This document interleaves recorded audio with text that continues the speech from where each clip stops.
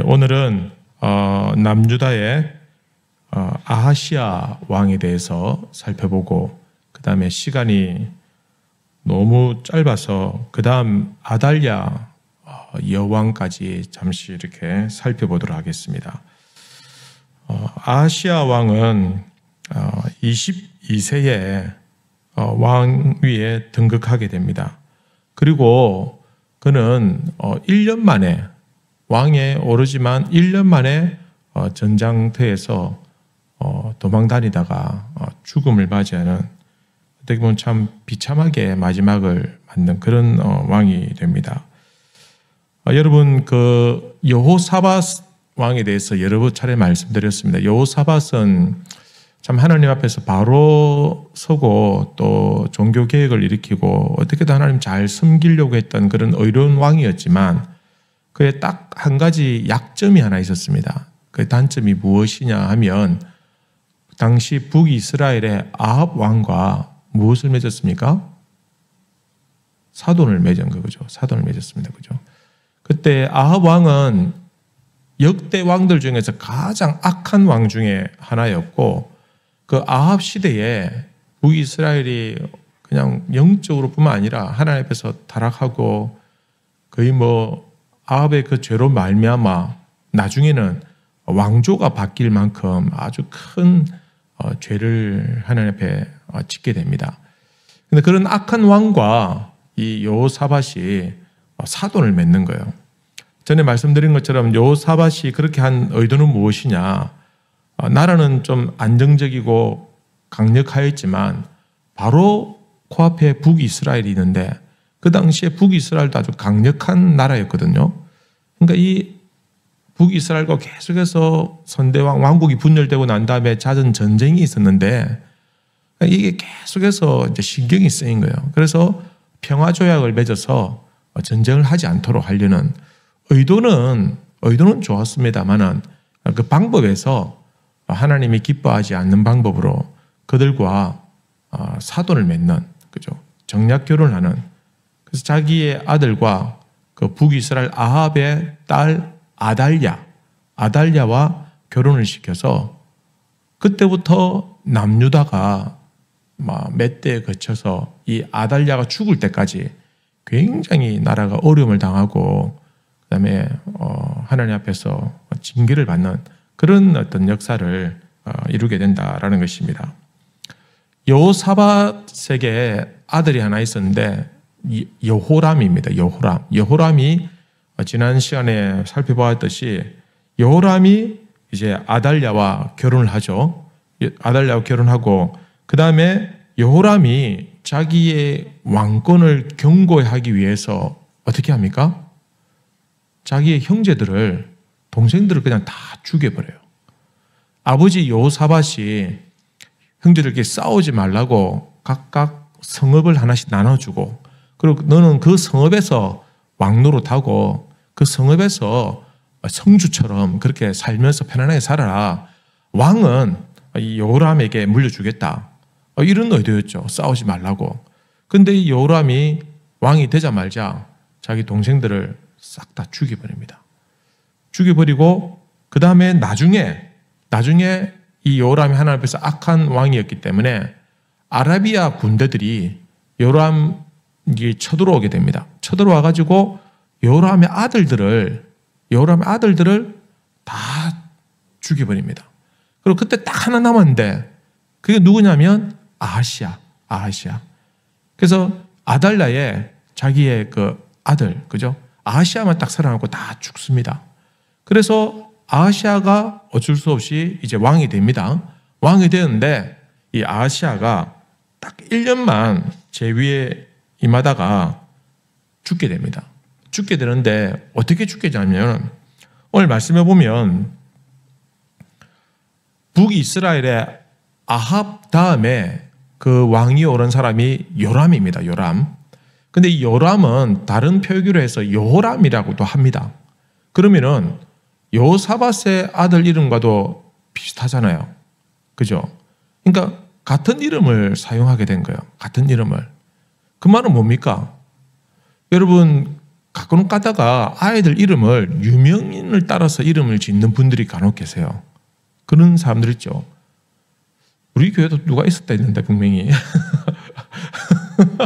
유명인을 따라서 한민호 장로님 애들을 이름을 그러지 않습니까? 그러니까 그만큼 그 유명인에 대해서 좋은 마음, 긍정적인 마음을 갖고 있으니까 그렇게 이름을 짓는 것이죠. 나쁘진 않죠.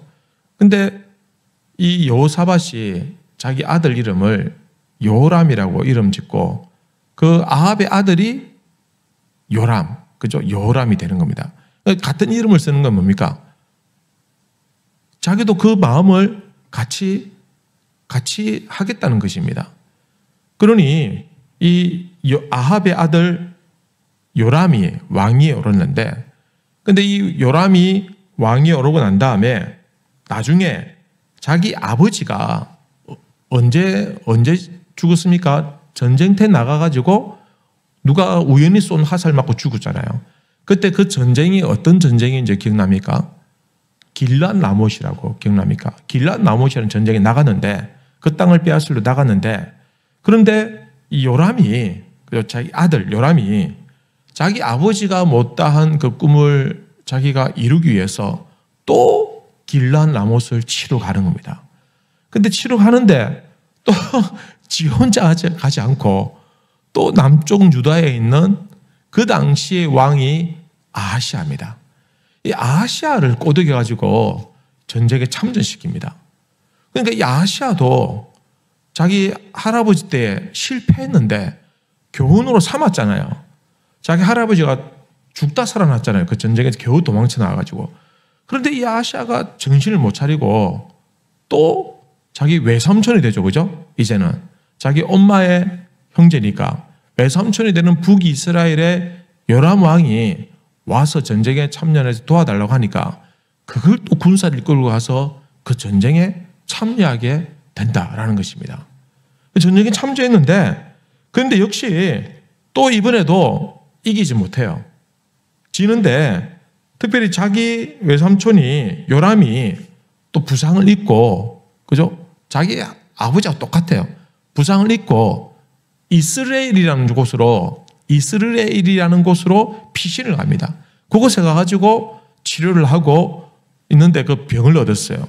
거기 있으니까 아하시아가 거기에 병문안을 갑니다. 병문안을 가는데 지금 상황 어떤 상황입니까? 전쟁 중이잖아요. 전쟁 중인데 북이스라엘 왕도 전쟁터에서 벗어났고, 그리고 남유다의 왕도, 아니 지금 백성들은 거기서 중리산이하고 있는데 야도 전쟁터 벗어나가지고 이스라엘로 병문안을 가요. 병문안을. 근데 병문안을 가는데 그때에 하나님께서 이제 이 아합 가문에서 심판을 내리시는데, 어떻게 심판을 내리냐면은 아합 왕이 악랄하게 그렇게 했지만 그의 아들조차도 역시 하나님을 배역하고 우상을 섬기고 또 하나님 기뻐하지 않는 그런 왕이 됐을 때, 그 전쟁에 길랏 라못에 참전했던 예후라는 장군이 있습니다. 이 예후라는 장군에게 하나님께서 엘리사에게 말씀하십니다. 엘리사야, 너는 이제 예후를 기름 부어서 왕을 세워라.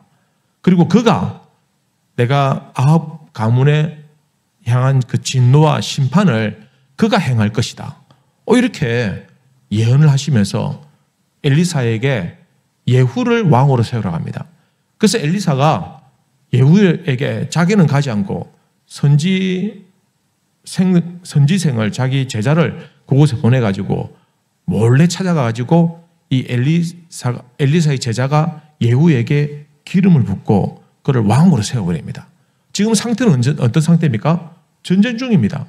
만약에 요람이라든지 아니면은 아하시아라든지 이 둘 중에 하나라도 이 전쟁터에 있었으면 그 일이 발각됐을 거예요.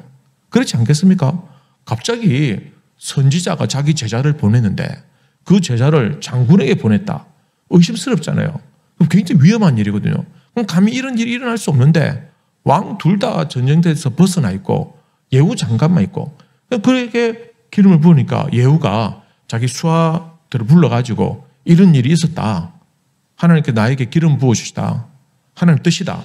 그리고는 예후가 구테타를 일으킵니다. 구테타를 일으켜가지고 어디로 갑니까? 이스라엘로 가는 거예요. 누굴 죽이려고? 요람을 죽이려고. 요람을 가서 요람을 죽여버립니다. 그리고 그때 누가 있습니까? 아하시아도 같이 있는 거예요. 아하시아 니도 잘 왔다 이러면서. 아하시아는 아합 가문의 자손입니다. 비록 남유다의 왕이지만 아합 가문의 자손이나 마찬가지입니다. 그래서 이 아하시아도 죽이려고 하는데 아하시아가 도망을 가요. 도망가는데 결국은 사마리아 지역까지 도망가는데 그곳에 가가지고 결국은 거기서 아하시아도 죽임을 당한다. 왕이 된 지 딱 1년 만에 이런 사건이 일어나게 됩니다. 그래서 예후는 하나님께서 심판의 칼로 사용하셔서 아합 가문을 완전히 말살시켜 버립니다. 그때 이 요람뿐만 아니라 그의 가문에 완전히 다 이렇게 죽여버리고 그리고 아하시아마저도 죽여버렸다라는 것입니다. 이 아하시아가 그렇게 해서 죽임을 당합니다. 1년 만에. 자, 북이스라엘은 요람의 죽음으로 인해서 왕조가 바뀝니다. 그죠? 아예 막 가문이 그죠? 다 죽었으니까. 그래서 예후의 시대가 시작됩니다. 그 다음에 남유다는 이 아하시아의 죽음으로 말미암아 이것을 끝나는 것이 아니라 그때부터 또 암흑의 시대가 계속해서 열리게 된다라는 것입니다. 여러분 아하시아의 아버지가 여호람이라고 했지 않습니까? 여호람이 어떻게 죽었는지 기억나십니까? 여호람이 어떻게 죽었는지 다 잊어버리시고 제가 그때 분명히 열심히 설교했는데 다 잊어버리시고 창자가 나가지고 그죠? 창자가 나가지고 죽었습니다. 그죠? 이 남유다에서 아하시아의 아버지 여호람이 창자가 나와서 죽고 그 다음에 여호람은 그의 동생들을 이미 다 죽여버렸고 그 다음에 하나님의 심판으로 아라비아 군대가 쳐들어와가지고 이 아하시아 외에는 여호람 아들들을 다 죽여버리고 그래서 아하시아 외에는 왕이 될 사람이 없었다라고 말씀을 드렸습니다. 자, 그때에 역대하 22장으로 한번 가보십시다. 역대하 22장.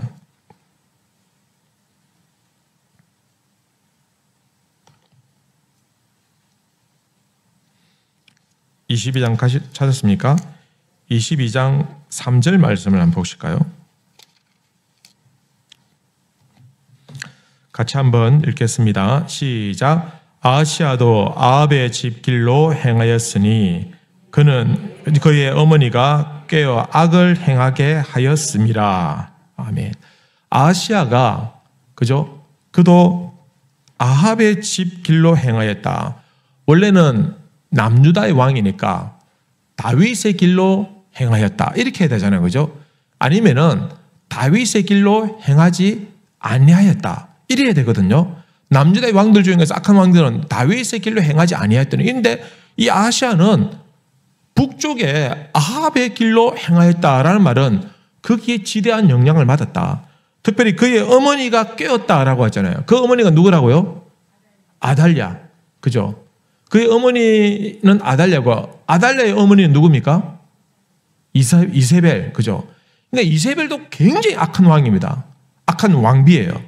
아합이 땅이 갖고 싶어가지고 그걸 팔라고 했는데 그걸 안 파니까 이세벨이 어떻게 하면 뭘 걱정하냐 내가 갖다 줄게 해가지고 그 나봇의 포도밭을 그죠? 사는데 어떻게 삽니까? 돈 주고 산 것이 아니라 그 지역에 있는 장로들하고 그 지역에 있는 유지들 불러가지고 꿰어가지고 협박해가지고 이 나봇을 하나님을 배역한 자로 모함을 시켜가지고 죽여버리고 그 밭을 강제로 빼앗아갑니다. 이 아이디어가 누구에게서 나왔냐면 이세벨에게 나왔어요. 이세벨에게. 이세벨은 어느 정도 악하냐면 엘리야하고 맞짱을 뜰 정도면 엘리야하고 맞짱을 뜬. 엘리야가 이세벨을 무서워서 도망을 다닐 정도였어요. 도망 다닐 정도로. 그러니까 이세벨은 굉장히 악한 사람이었어요. 근데 그를 판박으로 빼다 박은 게 이 아달랴예요. 아달랴. 아하시아가 그의 어머니가 꾀어서 악을 행하였다라는 이 말은 뭘 의미하냐면은 결국은 이 아하시아 왕이 꼭두가시처럼 자기 어머니의 휘두르는 대로 휘둘렸다는 겁니다.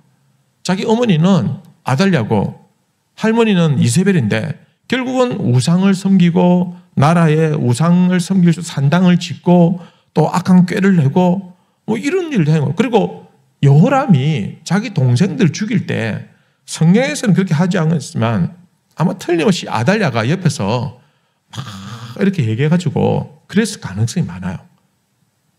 자기 아버지가 자기 동생들과 싸우지 말라고 그렇게 다 만들었는데 여호람이 그렇게까지 할 수 있을 자신만의 용기가 아닙니다. 곁에서 백연매를 송사라고 계속해서 옆에서 얘기하니까 그게 영향을 받을 수밖에 없다라는 것입니다. 그래서 이 아달랴가 여호람이 죽고 아달랴는 살아있거든요. 그러니까 아들이 왕이 되는데 아들이 왕이 된가 사사건건 모든 일들에 다 미주알 간섭하고 결국은 자기 남매 북쪽에 요람이 왕이 되었을 때 길르앗 전쟁에 나갈 때도 아마 이 아하시아를 꿰어서 전쟁에 참여하도록 네 외삼촌이 전쟁에 나가는데 네가 도와줘야 되지 않겠냐. 그건 뭐 안 봐도 뻔한 이야기다라는 것입니다.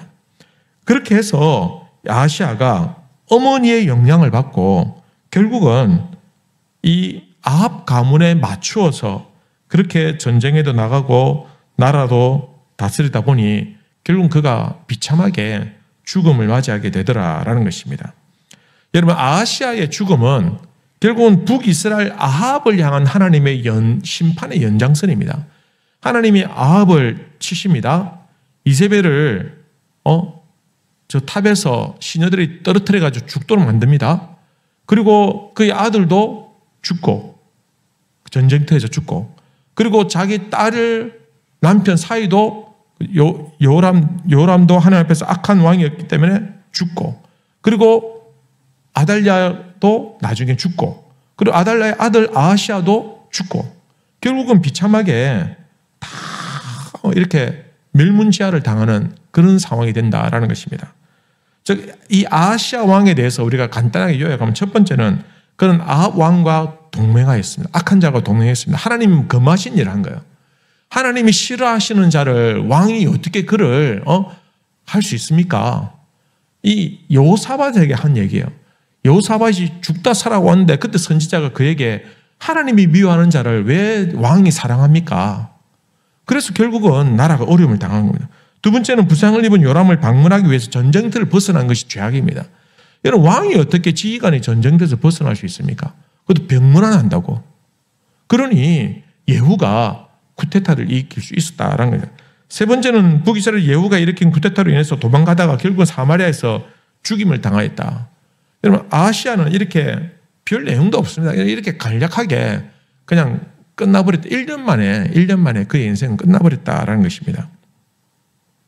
자, 그 다음에 아달랴가 자기 아들이 죽었습니다. 자기 아들이 죽었는데 아달랴가 이 사람이 보통 사람이에요. 역대하 22장 10절 말씀 보십시오. 10절 말씀.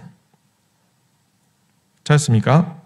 같이 읽습니다. 시작. 아하시아의 어머니 아달랴가 자기의 아들이 죽은 것을 보고 일어나 유다 집의 왕국의 씨를 모두 진멸하였으나 이 아달랴가 어떻게 합니까? 자기 아들이 죽으니까 지금 왕이 후보될 사람들은 다 이미 다 죽었어요. 자기 남편 죽을 때 시 동생들 다 죽였잖아요. 그죠? 그 다음에 자기 아들 뿐만 아시아 외에도 또 아라비아 군대 다 죽었어요. 그러니까 왕이 부인이 한 사람 아니라 여러 명 후처도 있을 거 아닙니까? 그죠? 뭐 왕자들 다 죽은 거예요.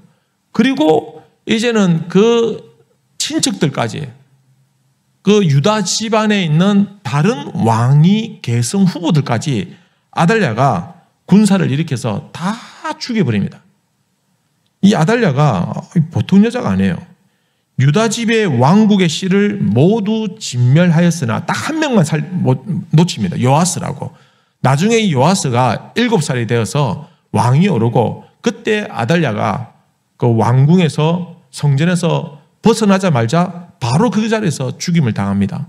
그렇게 하나님 심판하셨는데 요아스 얘기는 다음에 하도록 하고, 그 요아스 외에는 모든 유다 집안의 씨를 말려버립니다.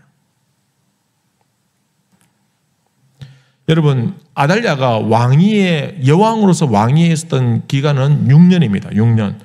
6년이고 정략 결혼으로 이 유다 집안에 시집이 와가지고 자기 남편 요람이 죽고 자기 아들 아하시야가 죽고 자신이 스스로 왕이 됩니다. 여러분, 이 내용을 보면요, 그들이 뭐 구체적으로 어떤 정책을 폈고 어떤 일을 했다, 이건 자세한 사건들 별로 없어요. 아하시야는 1년 만에 죽고 별 얘기도 없고, 아달랴도 뭐 정책을 댔겠다 이런 일들이, 그런 내용이 없어요. 그러니까 성경에서 얘기하고 있는 것은, 이 이야기를 계속해서 하고 있는 이야기는 뭐냐면은, 이 아달랴를 통해서 여호사밧 이후에 다윗의 왕가가 무너지는 그 원인이 뭐냐라는 겁니다. 그 원인이 뭐냐. 완전히 지금 요아스 빼면은 유다 집안의 남자들은 다 씨가 말랐어요. 왕위 계승권 안에 있는 사람들은 다 죽여버렸어요. 하나님께서 이렇게까지 이 누구로 인해서, 아달랴로 인해서, 결국은 그 위에 여호사밧이 무엇을 했기 때문에? 정략 결혼을 했기 때문에.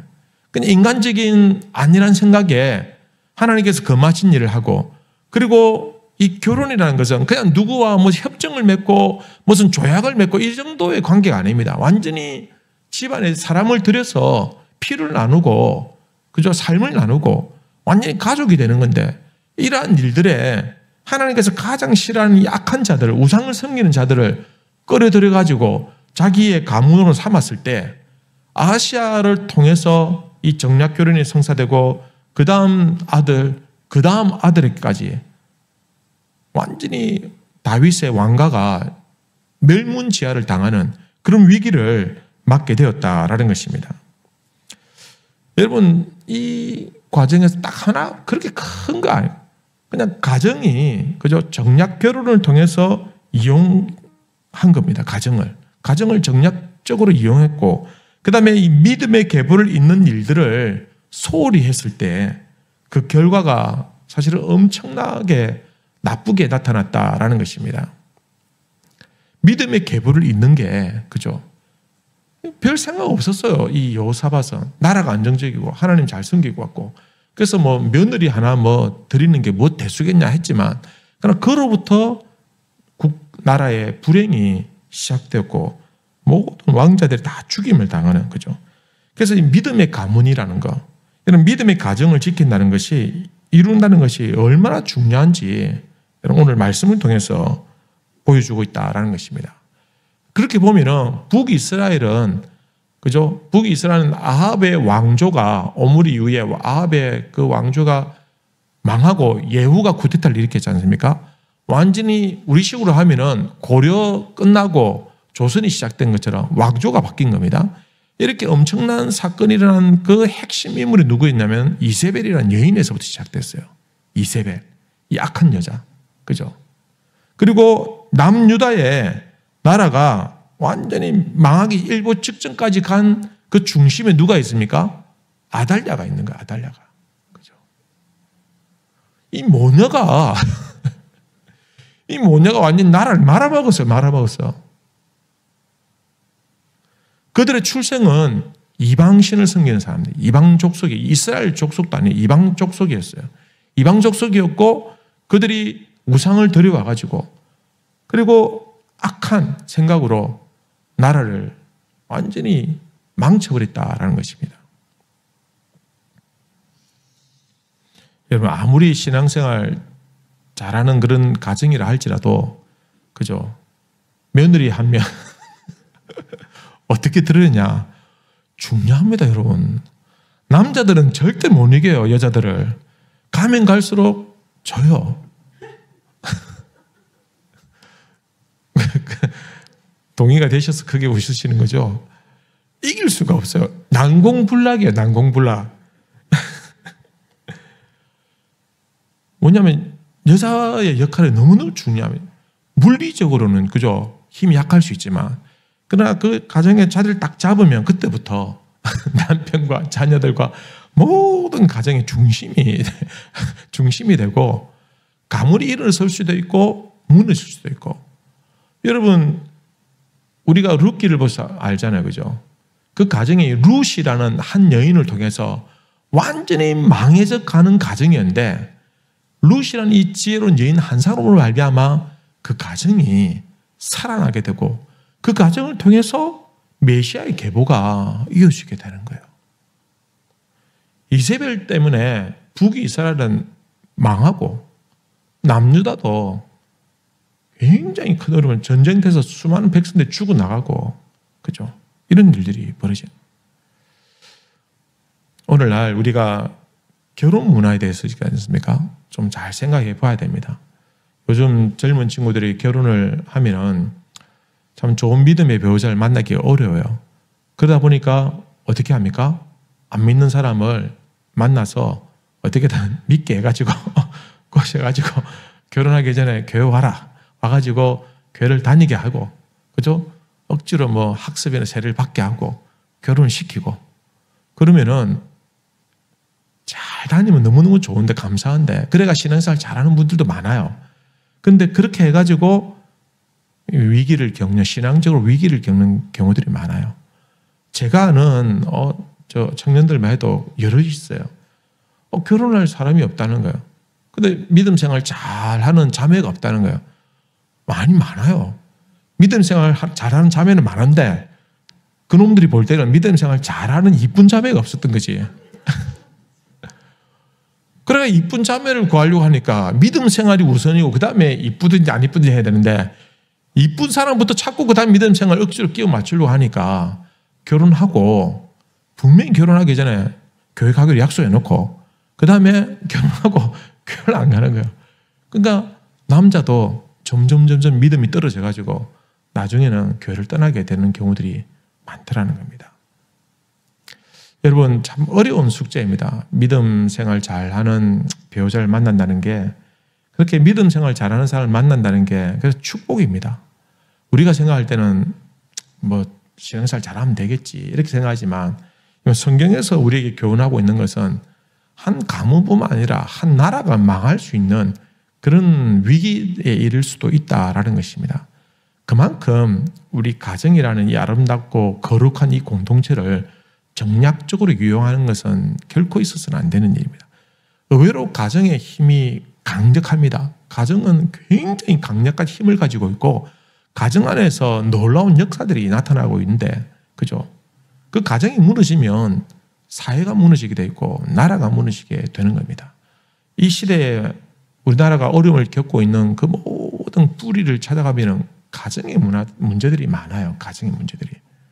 가정에서 사랑받지 못하고 가정에서 상처 입은 자녀들이 성장해서 자기들이 그걸 극복하고 훌륭한 사람을 자라면 좋지만 그 받은 상처들, 그 고통들을 통해서 오히려 더 악한, 그죠?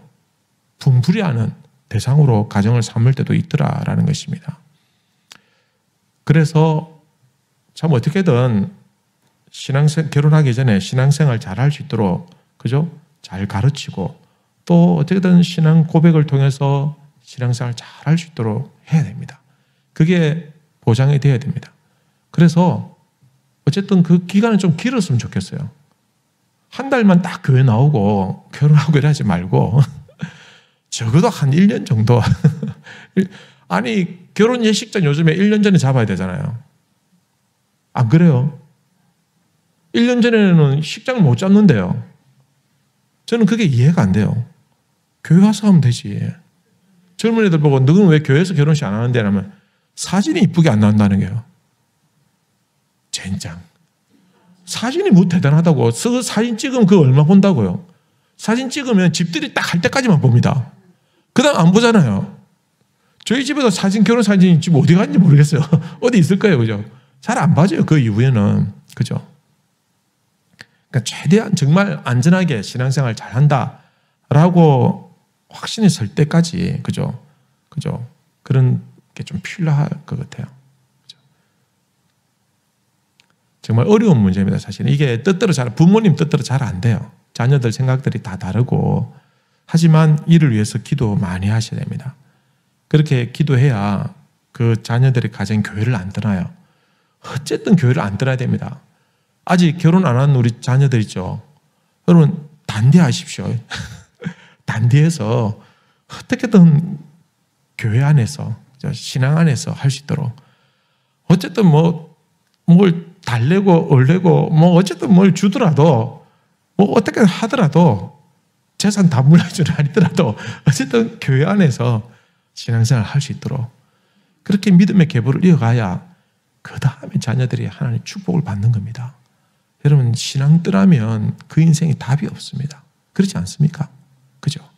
어쨌든 여러분들 자녀들 위해서 기도 많이 해주시고 또 아직까지 우리 신앙생활 좀 어려움을 겪고 있는 자녀들 있으면 아직 뭐 끝난 거 아니죠. 그죠? 그러니 하나님께서 긍휼히 여겨주시고 하나님께서 그들에게 믿음을 주셨으면 틀림없이 회복될 줄로 믿고 힘을 가지고 끝까지 포기하지 말고 기도하고 그죠?